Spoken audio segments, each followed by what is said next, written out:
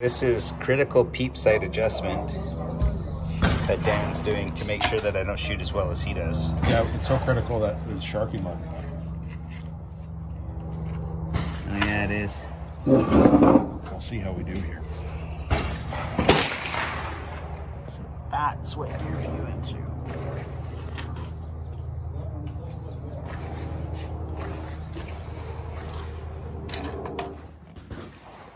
So today, Dan from InRange Rimfire was nice enough to let me try his Valmet 22 target rifle and the Aperture sights. A couple of days ago, he posted a video on how Aperture sights work, and I know I've seen him shoot it a couple of times in competition, and being primarily a scope person, I was pretty impressed with how well he could shoot with Aperture sights. He's a pretty amazing shot anyway, so it's not surprising, but he does a very good video explaining how the sights work and how your eye naturally lines up the circles that you're viewing the target through. And it was neat to actually give it a whirl today. This gun shoots phenomenally well. It's got a super light trigger pull, and it's quiet and smooth. It's pretty impressive.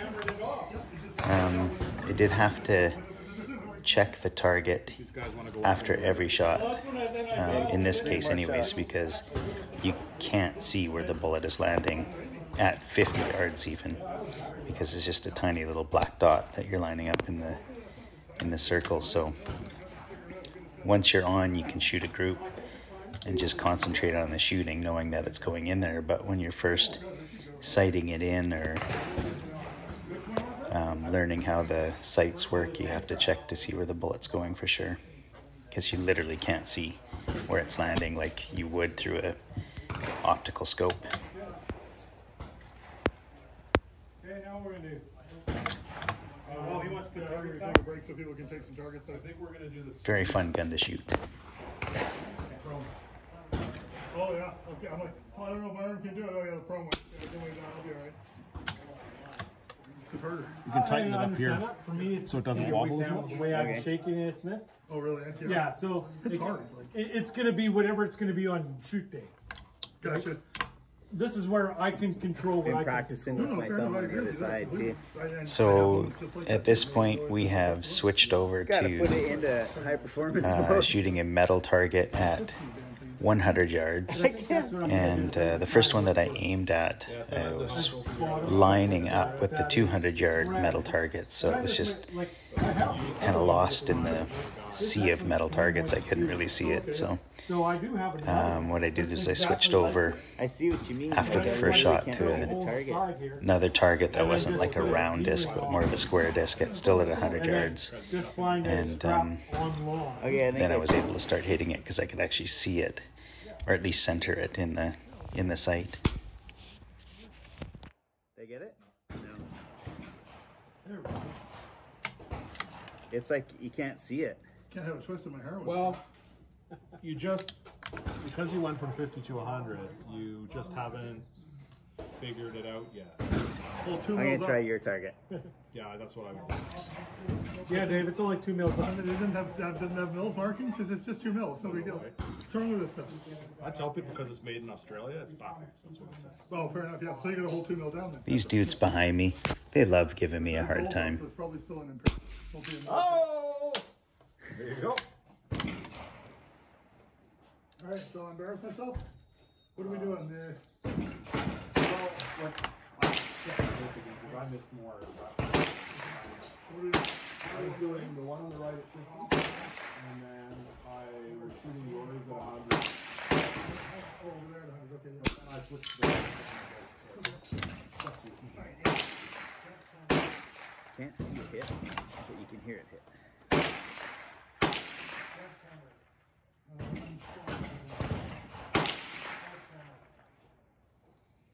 That was the other thing, this folder. Is the ability to space my stock off for prone.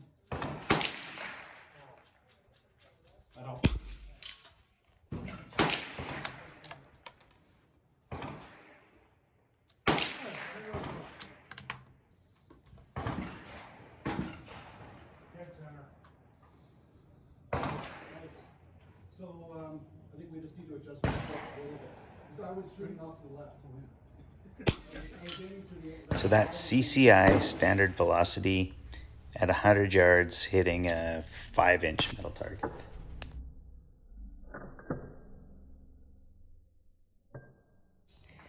So this is your Aperture sights.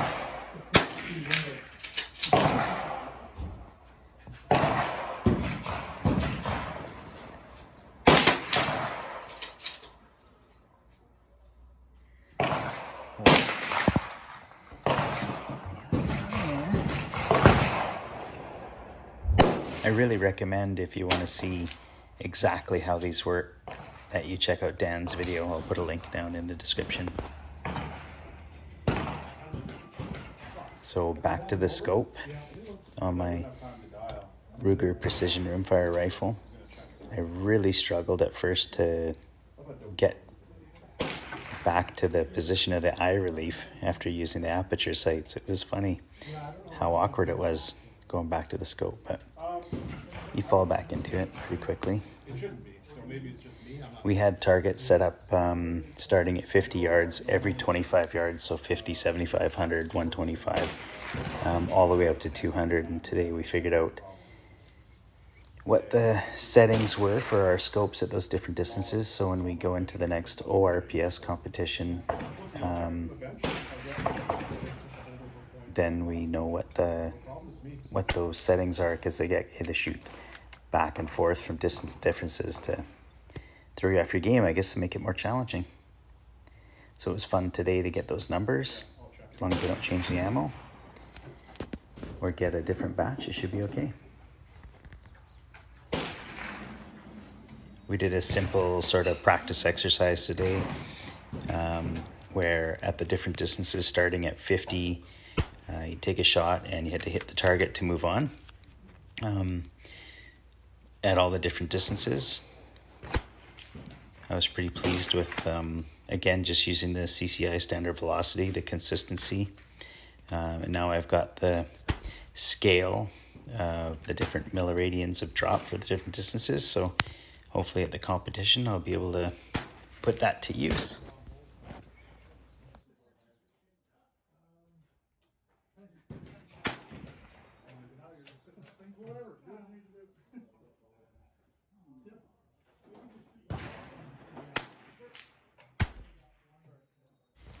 It is handy having these videos.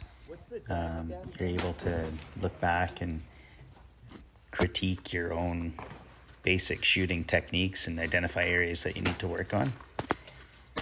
So I can already see that there's a few things that I can do better at.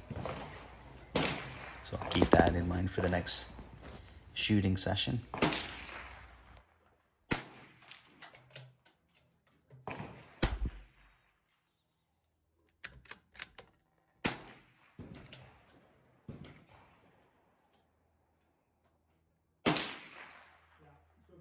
Go 2 clicks to the left again.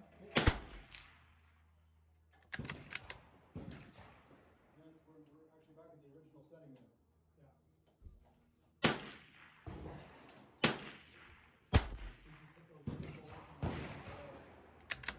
If you made it this far, just want to say thank you for watching my little video, and hope to see you on the next one. Have a great day.